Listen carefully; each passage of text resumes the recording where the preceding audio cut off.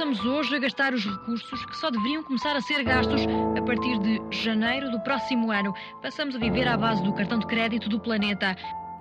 11.000 cientistas de 150 países, entre eles mais de 200 portugueses, dão um grito de alerta. O mundo vive em estado de verdadeira emergência climática.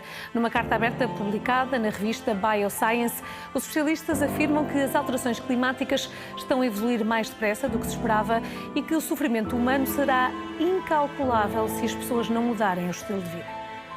As alterações climáticas são um reflexo do nosso uso, portanto, ao fim e ao cabo, do nosso modelo de produção e consumo. Já são a forma do planeta demonstrar que nós estamos a agir de forma incorreta, estamos a ultrapassar os limites que o planeta tem. Há um consenso gigantesco, esmagador, de quase 100% da comunidade científica, em que estas alterações climáticas têm origem na atividade antropogénica, é o termo que nós usamos, que significa atividades humanas. Se nós não protegermos esta base, aquilo que nós vamos ter é uma degradação constante das condições fundamentais para a nossa existência. Não vamos ter água suficiente nem de qualidade, não vamos ter alimentos suficientes nem de qualidade, também não vamos ter solo para os produzir, vamos ter um clima cada vez com mais incerto e com os tais fenómenos extremos que, mais uma vez, vão agudizar as situações de desigualdade que já existem. Um dos maiores desafios da humanidade neste século XXI, na minha opinião, é o acesso a uma alimentação de qualidade.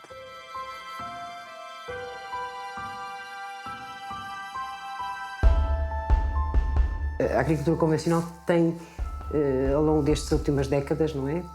Que tem-se revelado pouco eficaz em alguns aspectos, nomeadamente em aspectos ambientais e de saúde das pessoas, não é? Portanto, há um conjunto de problemas ambientais, de contaminação de solos, de emissões de gases de efeito de estufa. Água. Eu poria a água em primeiro lugar. E, em sequência disso, alimentos. De alimentos produzidos em Portugal, pode haver escassez, sim. O desaparecimento a muito curto prazo de 1 milhão de espécies do planeta deixa-me muitíssimo preocupada. E eu estou a dizer preocupada para ser simpática. As leis da natureza são para compreender e aceitar. E o diálogo possível é um diálogo entre a tecnologia, a componente social, a componente económica. Não é? E nós, neste momento, temos isso virado completamente ao contrário. E no meio disto tudo, o que é que podemos fazer?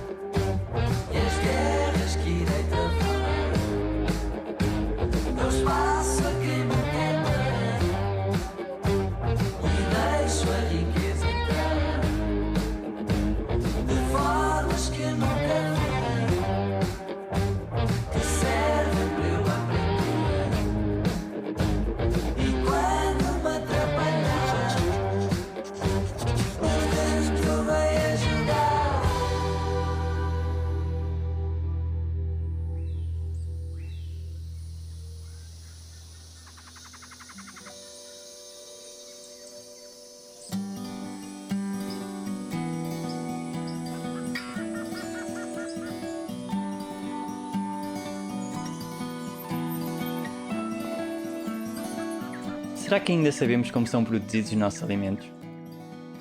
É que à medida que nos fomos aproximando das cidades, esse saber ficou cada vez mais longe de nós. Mas há hortas nas cidades. Sim, e no Porto está a maior horta urbana da Europa. Então podemos começar por aí. Este é um caso concreto em que tínhamos aqui um espaço que estava degradado, que era a antiga quinta anexa aqui ao Hospital Conde Ferreira. Este projeto é um projeto que é exemplar e que é um projeto de grande sucesso, porque para preencher 230 talhões não me parecia que ia ser fácil, pois não só estão todos preenchidos, como temos uma lista de espera de à volta de 300 interessados conceito é o conceito de horta à porta, que é para que as pessoas que vivem aqui nas redondezas do hospital se identifiquem com a nossa missão.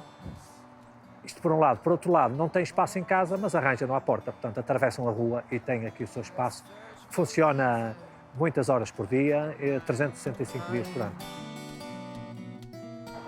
Cultivo produtos vários que me servem para consumir em casa. E isso, quer dizer, serve para uma alimentação saudável, muito mais saudável do que aquela que eu fazia até há alguns anos, e para exercício físico. Dá para o consumo diário de 2 pessoas. Eu também trabalhei até aos 60 anos e já andava com imensa vontade de ter um bocadinho de terra para cultivar. Nunca tinha feito agricultura, mas andava com vontade. Nós vamos ao supermercado e vemos coisas lindíssimas, grandes, lustrosas. E aqui não conseguimos muito isso. Conseguimos coisas mais pequenas, conseguimos pequenas, um pouquinho menos, não têm aquele lustro, aquele brilho que têm os do hipermercado ou supermercado, mas depois vamos pô-los no prato e a coisa é completamente diferente. O sabor é aquele sabor da nossa infância. Portanto, eu tenho 65 anos, portanto já tenho alguma história, alguns sabores cá atrás, não é? É diferente. E depois é cultivado por nós. Sai do nosso esforço. Não tem nada a ver. O meu trabalho envolve modelos matemáticos, muito tempo à frente do computador, muita frustração sem ver nada, logo de vez em quando é bom vir até aqui. Para mim isto é um mundo novo, pode não parecer, mas na minha família nós vivemos sempre num apartamento, eu nunca tive contacto assim com a natureza.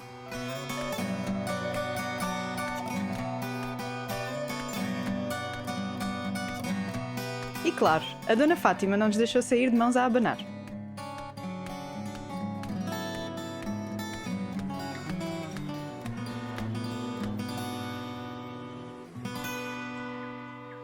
Então a solução é começarmos a produzir mais nas cidades? Também. Mas a forma como produzimos é tão ou mais importante.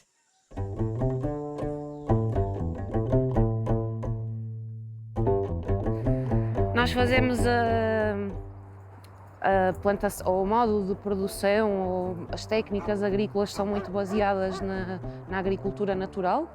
Então são em camas elevadas para melhorar a questão do arejamento, para aproveitarmos mais superfície cultivável. Não utilizamos químicos, nem sementes estranhas. Só tentamos ao máximo utilizar os recursos daqui do sítio. Trazemos estrume de fora, estrume dos cavalos, porque não temos animais, já tivemos galinhas. Agora utilizamos o estrume dos cavalos, mas estamos a começar a fazer o nosso composto à séria para deixar de utilizar o fertilizante de fora. A Horta da Partilha é um espaço, é como o nome diz, partilhado por várias pessoas. É uma horta comunitária, onde se faz agricultura natural o mais possível. Só se trabalha com as mãos, temos uns pequenos utensílios como se fôssemos a brincar no jardim. Quando vi que isto existia, porque eu nem sabia que isto existia, há aqui esta casa que é a clínica, não é? E atrás há a quinta, mas da rua não se apercebe que há uma quinta aqui. E um dia vim ao dentista e vi ali aquela horta enorme. E eles falaram-me que... Eu perguntei, não me querem ceder este bocadinho aqui? Isto até é enorme, se quiser ser de tudo. Eu vou perguntar ao meu pai, ele perguntou ao pai, o pai disse que sim, e eu arranjei gente que veio para aqui comigo. Pronto, e a partir daí foi sempre avançar. E levamos e comemos o que cultivamos, que é uma coisa maravilhosa. Qual é a importância de se produzirem alimentos em contexto urbano, dentro da cidade? A primeira importância é que temos os alimentos localmente, eles não precisam de vir de longe, não há o desgaste dos petróleos e desses combustíveis todos que andamos a gastar. Esse é o primeiro. Depois comemos aquilo que cultivamos, sabemos que não tem produtos químicos, sabemos que é natural. Isto demora 10 minutos, às vezes demora meia hora a lavar as unhas. eu acho que as pessoas devem pôr a mão na terra e perceber que a natureza que é o melhor que temos, que nós andamos iludidos a fugir dela e que esta é a nossa realidade, esta é a única realidade que temos. É esta e a morte, não temos outra. É comer e viver e morrer. São as três. Não há mais nada. Esta é... O facto de todos trabalharmos para o todo ajuda e potencia. Não há um único espaço aqui que seja esquecido, porque é tudo de todos, não é? E temos a liberdade de cada um poder fazer o que quer. Ou seja, todos se sentem responsáveis pelo espaço todo? Toda a gente se sente responsável pelo espaço todo, sim, sim. Acho que é isso o de importante, não é? Lá está, dá trabalho, mas depois o aspecto é diferente.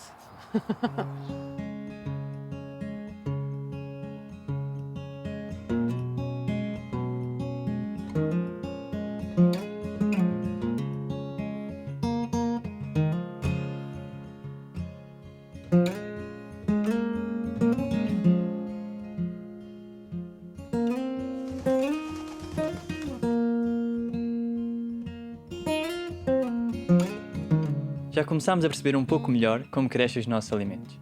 Mas também as perguntas continuam a crescer.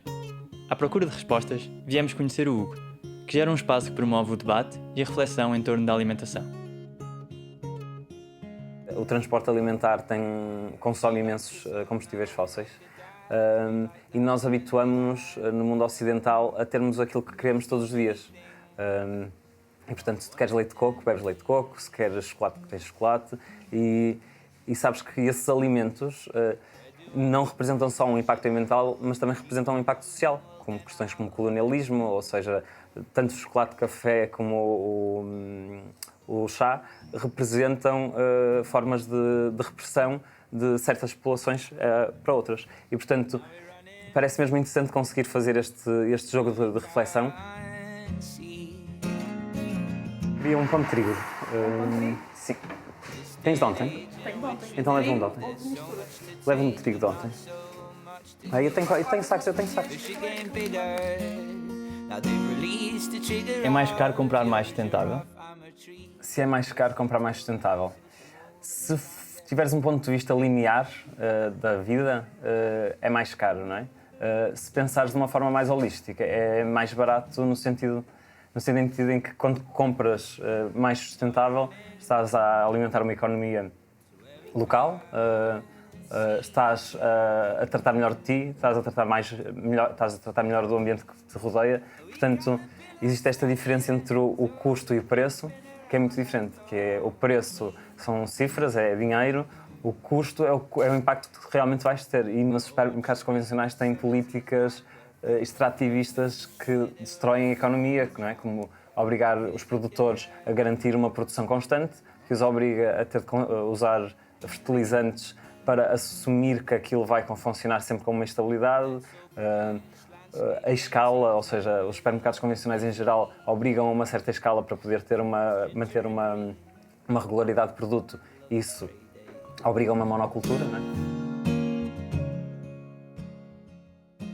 O preço pode ser um bocadinho mais caro do produto biológico, mas é um valor muito mais sério, muito mais honesto. O da agricultura convencional custa menos, custa menos, mas não está a pagar os custos da poluição que eventualmente a produção daquela batata, por hipótese, tenha causado ao nível de resíduos ou ao nível de emissões de gases de efeito de estufa ou de resíduos no solo, etc. Portanto, quando depois já é necessário descontaminar um rio, porque entretanto ele está eutrofizado porque recebeu azoto vindo de outras... O que é que acontece? Isso tem que ser pago, mas aquele custo daquela batata de quilo não reflete minimamente nenhum cêntimo para essa despoluição. Portanto, é um valor irreal, que não suporta os custos reais da utilização de recursos que necessitou. Portanto, isto não é justo. Por exemplo, para a questão do produtor biológico, que ainda para mais tem que pagar uma certificação, por exemplo, não é? Portanto, tem custos adicionais relativamente a isso, o outro não tem que pagar certificação nenhuma, pode poluir, que ninguém vai pedir contas ao produto em si, e isto não é, portanto, não é justo do ponto de vista de equilíbrio de valores, não é? As coisas chegam-nos muito baratas, vindas do outro lado do mundo. Portanto, isso quer dizer alguma coisa, não é? Portanto, há uma cadeia de valor e há valores que não são sequer considerados, são invisíveis, não é? E são escondidos.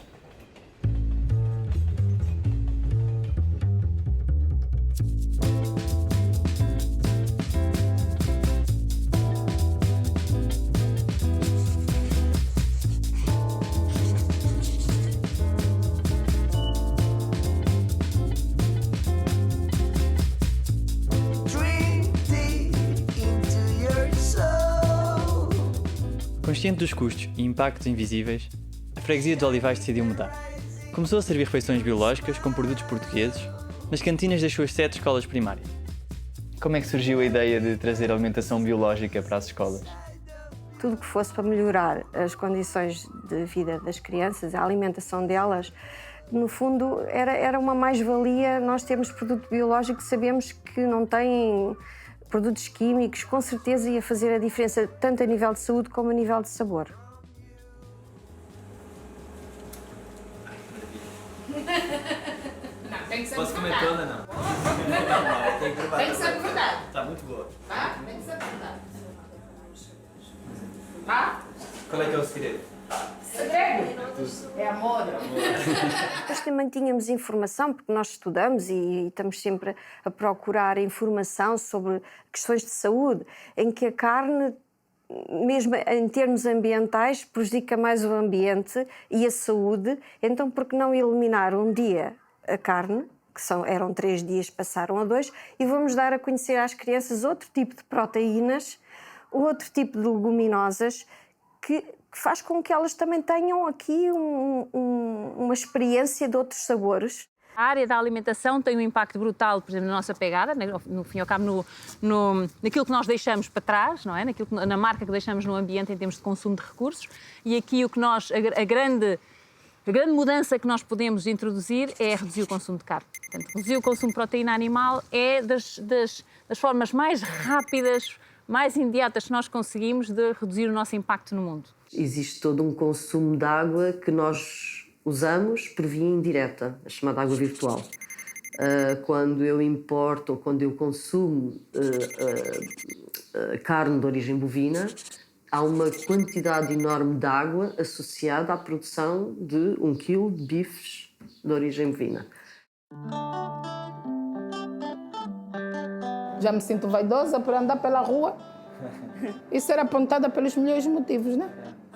É a cozinheira, é a nossa cozinheira, é a Dona Conceição. É bonito, é muito bonito.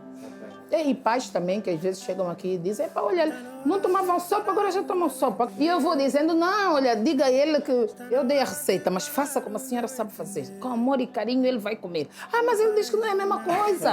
Ele diz que não é a mesma coisa, diz que não sabe igual. Ou da Dona Conceição não sabe igual ao da escola. A sopa não é igual à da escola. É complicado, é complicado. Na terra é se eu quiser. O paraíso na terra é se eu quiser. Sorrir com coração, sorrir com coração, ser feliz. Uma freguesia inteira com as escolas a comer produtos biológicos nacionais está perfeito. Então podemos voltar para casa? Espera, e se em vez disso tivéssemos um município inteiro e só com produtos locais? Isso existe? Parece que sim. Chama-se Programa de Sustentabilidade na Alimentação Escolar e está a ser feito em Torres Vedras. É um programa que é holístico, que intervém desde a produção das matérias-primas para a alimentação até ao consumo dos próprios alimentos e a informação às crianças sobre os alimentos que comem. Esta sustentabilidade em termos económicos traduz-se realmente na manutenção de postos de trabalho, de aquisição de produtos locais em cada uma das nossas freguesias, traduz-se em termos sociais também realmente na manutenção dos postos de trabalho, na manutenção das pessoas nos locais, nas aldeias que são fora da cidade. Portanto, não basta nós dizermos que queremos que as pessoas se mantenham nos seus locais, nas zonas rurais, e Torres Vedras tem uma área rural muito significativa. Depois, por outro lado, em termos ambientais e em termos alimentares, portanto, a nossa opção foi sempre por fazer aquisição a produtores locais. Portanto, nós não contratámos nunca empresa nenhuma para fazer a alimentação das nossas crianças. Portanto, a alimentação é feita realmente na nossa cozinha e nas IPSS com aquisição dos produtos em termos locais. Portanto, privilegiar realmente aquilo que é a economia local. Por outro lado, temos trabalhado muito com os nossos produtores as questões de natureza ambiental. Os nossos produtores hoje já entregam cada vez menos os seus produtos em embalagens que sejam embalagens para deitar fora. Portanto, cada vez mais as coisas vêm a granel ou em recipientes que sejam para retornar, reutilizáveis. Portanto, temos feito um trabalho muito significativo nessa área, portanto, ligado à questão da circularidade e das compras públicas. E todos eles já perceberam que não há necessidade realmente de pôr um plástico e um cartão e uma caixa para nos trazer os produtos. Em termos ambientais também, portanto, privilegiamos os produtos, a aquisição dos produtos aos nossos produtores que sejam ou de produção biológica, atualmente, ou de proteção integrada. Portanto, privilegiamos sempre aquilo que são produtos que tenham sido tratados de forma agroecológica, mais consentânea com aquilo que é a preservação do ambiente. Porque se queremos ensinar às crianças realmente que devem preservar aquilo que está à sua volta, não é? Que não há um planeta B, então aquilo que nós lhes damos deve ser exatamente produzido da forma que seja mais consentânea com a preservação do ambiente e da saúde das próprias crianças. Também as próprias crianças, também investimos nas próprias crianças no sentido de elas conhecerem e saberem como é que os alimentos são produzidos, de onde é que vêm as cenouras, as batatas, etc. Portanto, que não vêm do supermercado propriamente, não é? Portanto, que há uma origem, que elas aprendam a fazer as suas hortas. Temos o programa das hortas biológicas, que elas aprendem o que é a agricultura biológica, como é que podem fazer alimentos com características biológicas e, portanto, isso é uma aprendizagem para a vida, para elas e que desde já vão passando aos seus pais. Portanto, é um investimento realmente também em termos ambientais, na sustentabilidade em termos ambientais. Ficamos com uma imagem mais clara de como pode funcionar um sistema alimentar mais sustentável. Mas ainda não temos o ciclo fechado. Voltamos a Lisboa à procura de resposta. A Moraria Composta é um projeto de compostagem comunitária. Ele tem uma dupla finalidade, que é, através do ambiente, como da preservação ambiental, colocar a comunidade em rede com um trabalho de recolha de resíduos orgânicos nas casas, nos restaurantes, que são colocados em vermicompostores e que depois esse resultado, esse composto, servirá para alimentar as hortas individuais, os canteiros e também, de futuro, aquilo que pretendemos que sejam pequenas hortas comunitárias. O objetivo é que sejam entregues pequenos baldes nas casas das pessoas, explicamos como é que funciona, que tipo de resíduos é que podem ser compostáveis e depois há uma rede de voluntários que recebe formação para recolher esses baldes e colocá-los no compostor. Paralelamente, as pessoas também que já receberam formação podem vir elas próprias colocar os resíduos diretamente nos compostores. E crees que é possível replicar o projeto noutros bairros da cidade ou até mesmo noutras cidades do país?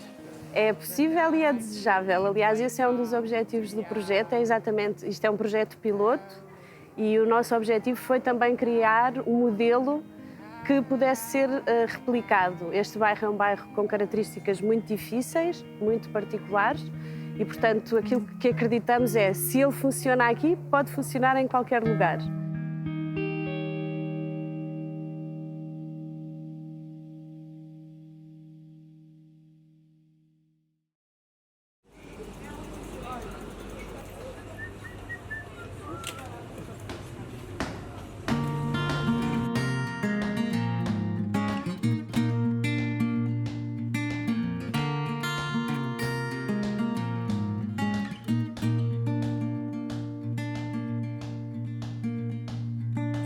Garden of my youth, a new page has begun. Broken glass on the ground, gleaming in the sun. Lost in epiphanies, nights of unrest.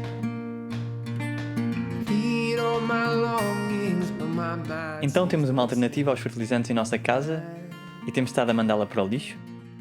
Não só em nossa casa.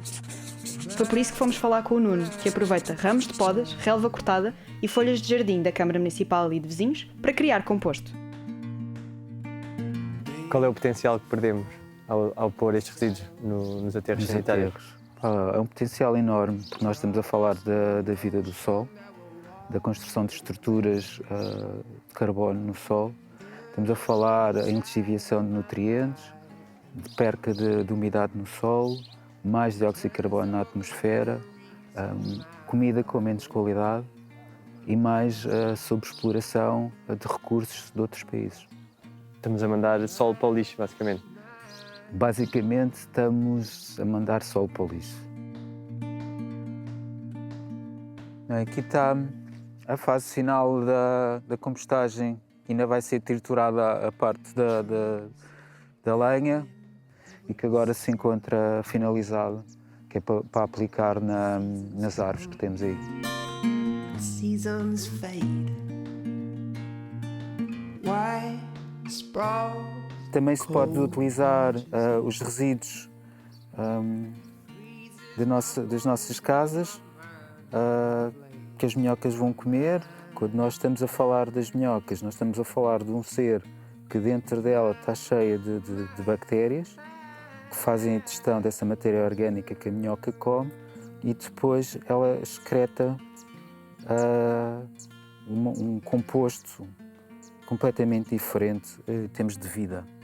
É um recipiente que não deita muitos cheiros, não deita cheiros nenhuns e que era fácil qualquer pessoa ter em casa e depois no final podiam deitar isto ou nas hortas comunitárias ou nos próprios jardins públicos e com impacto brutal, porque assim, nós estamos a falar em transportar lixo de um lado para o outro, estamos a falar em caminhões, estamos a falar em gasóleo, estamos a falar em estradas, estamos a falar de muita coisa. Portanto, coisas que nós possamos fazer em nossa casa é uma ajuda de ouro para esta questão que nós estamos a atravessar em termos de ambiente.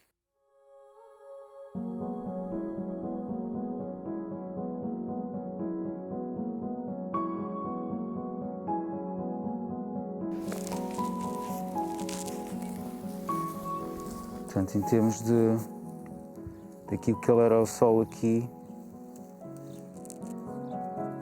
era assim isto. Dentro do sistema alimentar, quais são os principais problemas? Eu acho que os problemas podem ser vistos a várias dimensões. Portanto, há impactos do ponto de vista ecológico e ambiental, não é? Portanto, a questão da água, a questão do solo, a questão do ar. E aí, assim, temos aquilo que os economistas chamam de externalidades, que é o impacto das atividades económicas no bem-estar social. Com uma agricultura muito intensiva e muito industrializada, há a perda de património, portanto, de biodiversidade e de património, por exemplo, de sementes, não é?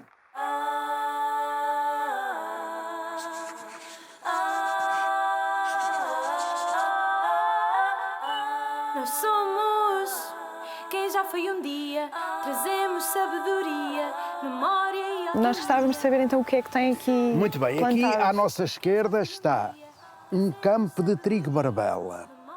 O trigo barbela é um trigo que está há vários séculos em Portugal. Mas nessa altura os trigos ainda não eram modificados, eram naturais. Daí para vos dizer que os trigos modernos aqui não entram, não me interessam, porque quero manter um modo de produção baseado no conceito da agroecologia, para não contaminar a terra nem destruir os ecossistemas. É uma forma de estar que eu tenho para estar bem comigo mesmo, com a minha consciência. É evidente que elas foram, como produzem metade dos modernos, foram postas de lado. Obtiveram mais produção, mas menos nutrição para quem come os produtos derivados do trigo, obtiveram mais volume, mas do meu ponto de vista, menos alimento. Então nós comemos pão ou outros produtos derivados do trigo para nos alimentarmos ou para nos enchermos? Penso que não há dúvida, é para nos alimentarmos. Este trigo antigo é rico em vitamina E, rico em óleo natural, selênio, magnésio e, sendo assim, não é preciso ir à farmácia buscar os suplementos que faltam. Estão lá. A Terra está a morrer. Ou melhor, a vida na Terra está a morrer. Por isso, a conservação dos solos é absolutamente necessária, porque é da terra que vão sair os alimentos para quem vai cá aparecer. Não há nenhuma invenção. Podem alguns dizer que vão inventar comprimidos e não sei o que mais, não interessa. É da terra que vão sair os alimentos. Logo, a terra para nós deve ser, para mim as sementes são do domínio do sagrado, porque aquilo está ali uma forma de vida extraordinária. Quem já foi um dia, trazemos sabedoria, memória e alquimia. Não se vão ir embora sem comer um bocadinho. Ouvimos muitas vezes que a agricultura intensiva é necessária para alimentar a humanidade. Isso é possível com a agricultura biológica? Claro que sim. Ou seja, a agricultura intensiva é importante. Primeiro, a humanidade, portanto, diz que vai atingir os 9 mil milhões em 2050. Se degradar o solo, a água e o ar que respiramos, portanto, nem vai haver comida, nem vai haver população. Portanto, a questão não se coloca assim. Ou seja, a agricultura biológica, claro que a produtividade é menor. Vamos supor que produz menos 20, 30%. Mas, por outro lado, preserva os recursos de uma forma mais sustentável, que permita a longo prazo continuar a produzir alimento, comida. De tal forma o ambiente pode ser degradado que, ponto final, deixa de produzir porque já não é possível.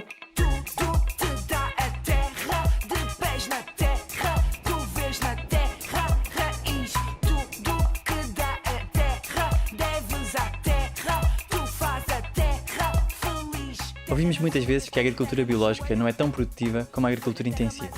Mas será que é mesmo assim? Quando descobrimos o que o André estava a fazer em 1000 metros quadrados, quisemos ouvir a sua história.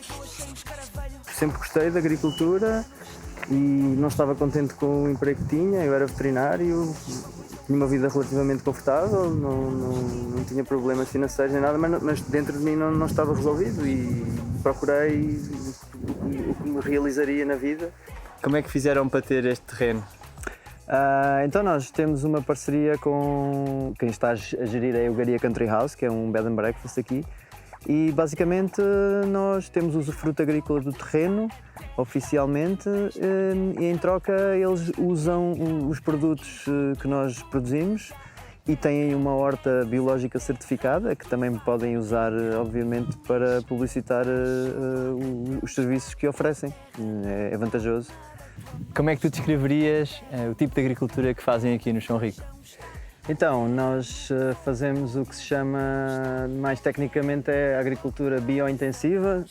Eu gosto mais de chamar biologicamente intensiva, para não dar aquela ideia que está a usar os nutrientes do solo muito, mas é uma agricultura direcionada para mercado.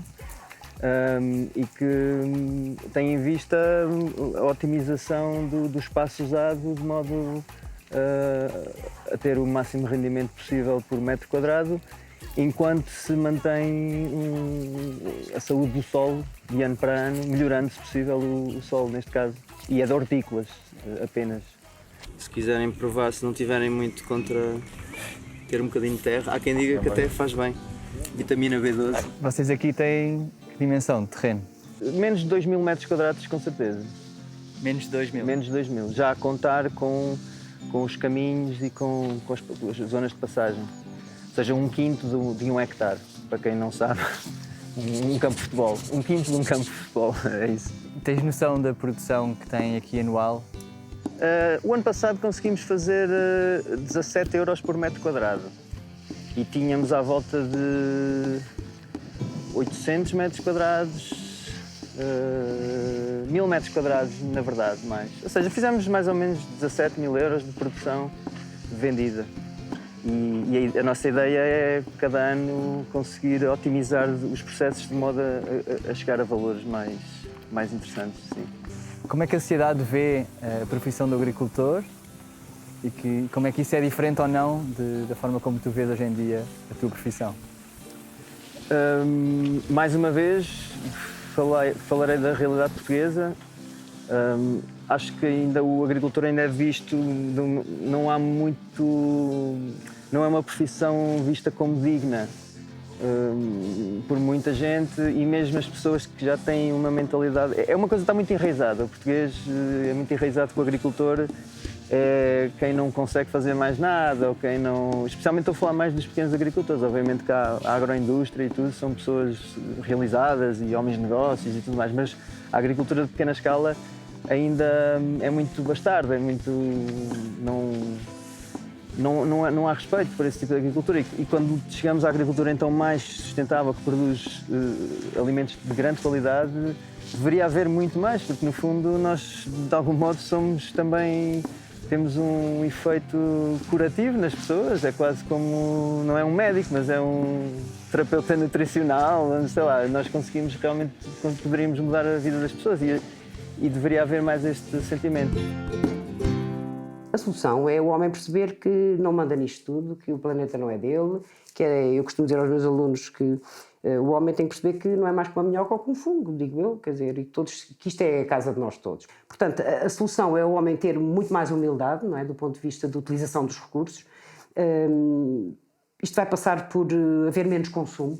Quer dizer, as pessoas, o ter o carro, o ter as viagens, o ter as roupas de marca, o ter a carne todos os dias a comer, o ter a abundância, isso esquece.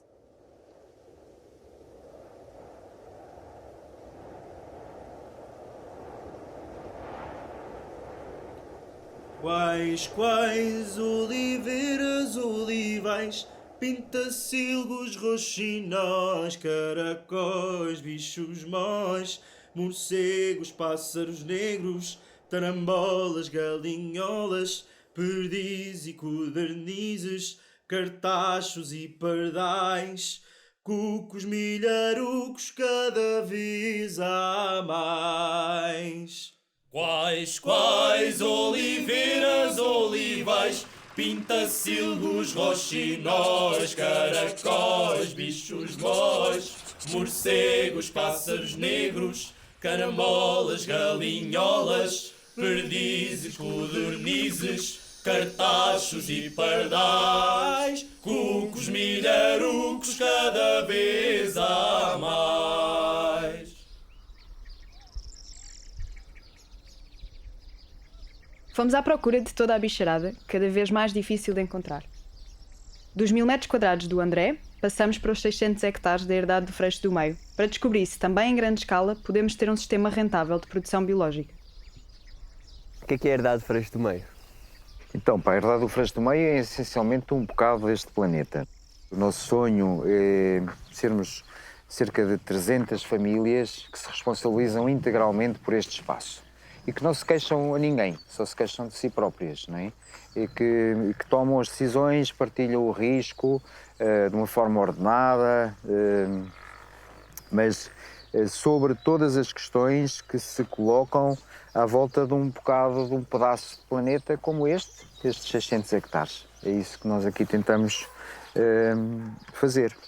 É possível ter uma produção em agricultura biológica rentável a esta escala? O facto de nós estarmos aqui há 30 anos e termos sobrevivido sem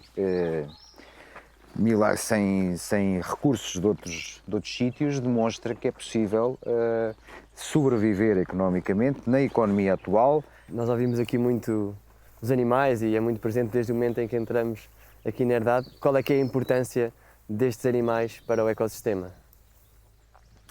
Então, é total, que vão ver, nós dentro de uma lógica da agroecologia, nós temos que perceber que somos todos dependentes uns dos outros. Não é? Se não houvesse estas plantas a fazer fotossíntese, nós não durávamos aqui nem um dia.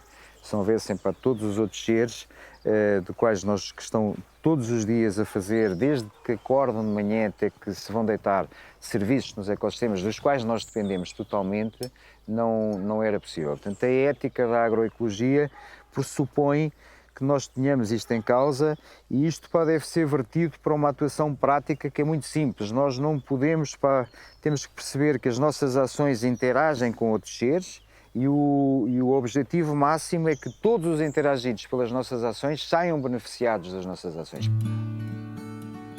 Se entendemos a comida como um bem comum, do meu ponto de vista, não pode ser apenas um negócio.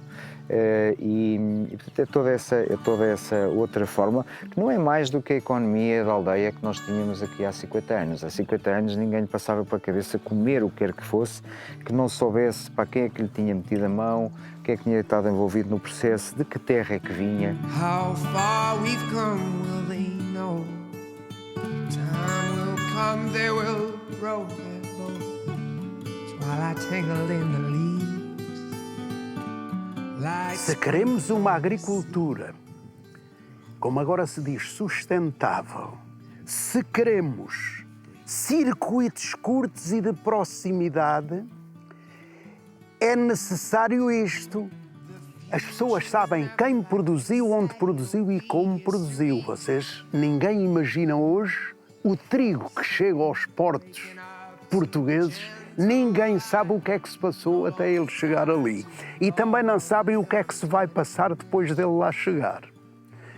Se tivermos o circuito curto, a proximidade, portanto, alimentamos economicamente os meios rurais, devolvendo-lhe vitalidade económica. Para os que consomem, eles estão próximos do que consomem. Para se ir pondo um termo a esta loucura de transportar a grandes distâncias aquilo que se consome. Não faz sentido. Se nós podemos produzir perto, por que é que se há de ir buscar longe?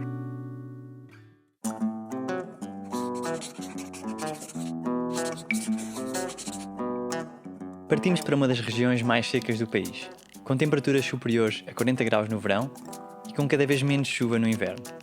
À procura de novas soluções, descobrimos a agricultura sintrópica. Para reter mais umidade no solo, uma larga camada de matéria orgânica proveniente de podas e árvores próximas é usada para cobrir a terra. Assim, é possível produzir alimentos em mértola, regados apenas uma vez por semana. Quisemos ver para crer. Tal como nós, entre entidades e pessoas, percebemos que se cooperarmos podemos construir qualquer coisa muito mais produtiva, aplicarmos o mesmo conceito ao nível da agricultura. Em vez de estarmos constantemente a extrair e a queixarmos das nossas condições, começarmos a transformar esse ecossistema num ecossistema muito mais produtivo. Qual é que foi assim a maior surpresa para os agricultores quando veem um terreno destes em produção? Não regar, não acreditam às vezes, não é? Mas isto é mesmo. Então, quantas vezes regas? É uma pergunta aqui muitas vezes feita.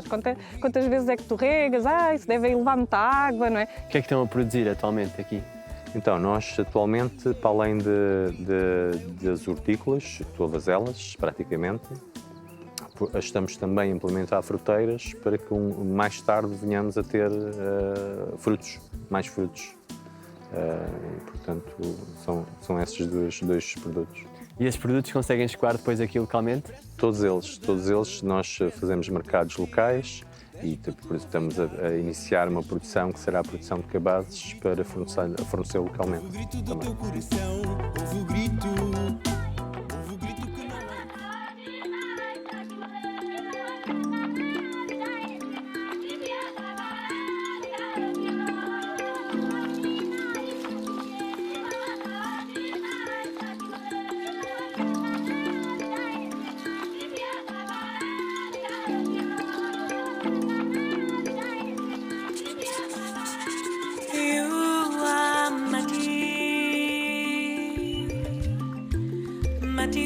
também.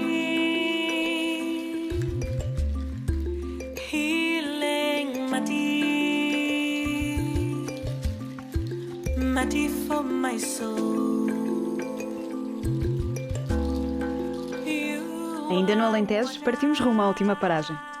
viemos perceber como é que cerca de 200 pessoas podem ser totalmente autónomas no abastecimento de água durante todo o ano. A questão é fazer um modelo descentralizado de gestão sustentável da água. Não é fazer um Alqueva, em que centraliza tudo num grande lago, como foi feito com a Guadiana, não é? Em que depois secam as regiões todas à volta. De facto, é fazer lagos que estão interligados e que estão conectados entre si e para que a água seja aproveitada no sítio onde ela cai. Porque a água que cai na Guadiana pertence à bacia hidrográfica do Guadiana e é lá que ela deve ficar. A água que cai aqui pertence à bacia hidrográfica do Rio Sado e é esta que devemos consumir, não é estar a fazer estes transvases quase de país para país, não é? Não faz sentido nenhum.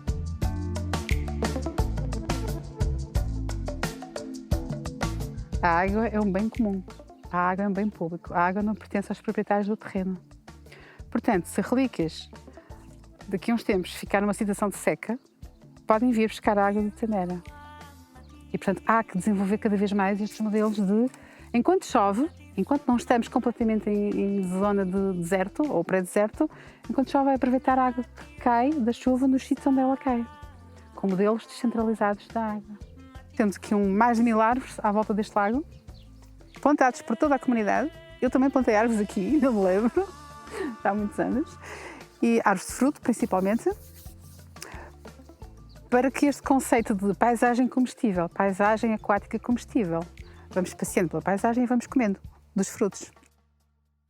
Quando o lago foi construído em 2007, nos anos seguintes, depois começámos a percebermos que, de facto, que a biodiversidade aumentou imenso. Fizemos uma contagem, por exemplo, das aves e chegámos a um número de 92 espécies diferentes de aves. A água numa bacia destas é um manancial de vida que atrai, de facto, muitas coisas boas.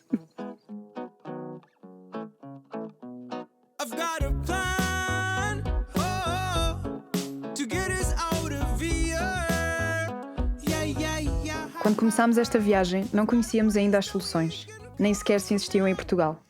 Partimos por já não conseguir ficar a olhar, por sentirmos que continuar a procurar as soluções individualmente nos levava para um beco sem saída. Ao longo da viagem, muitas pessoas relembraram-nos que cada um de nós pode transformar a realidade à nossa volta. Por todo o país descobrimos que as respostas a muitos dos nossos problemas estão bastante mais próximas do que pensávamos. Que quanto mais próximos de nós forem produzidos os nossos alimentos, menor será o seu impacto. E que existem cada vez mais formas de voltarmos a produzir comida que respeitem os solos e a água de que tanto dependemos. Um novo amanhã já existe, onde produzir comida preserva e regenera os recursos do planeta, onde as pessoas por detrás do que comemos voltam a ser valorizadas, onde todos voltamos a estar mais próximos do que comemos, onde estamos mais atentos, mais informados e mais conscientes. Um novo amanhã já existe e começa hoje.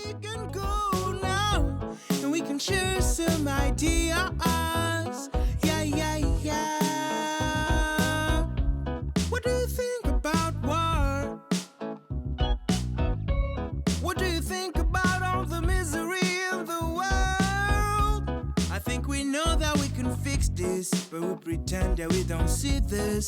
So many people dying and what's worth fighting. Equality, human rights, cause all we need is conscious minds. Cause we all deserve the same. And love is to share with every single being alive. And love is to share.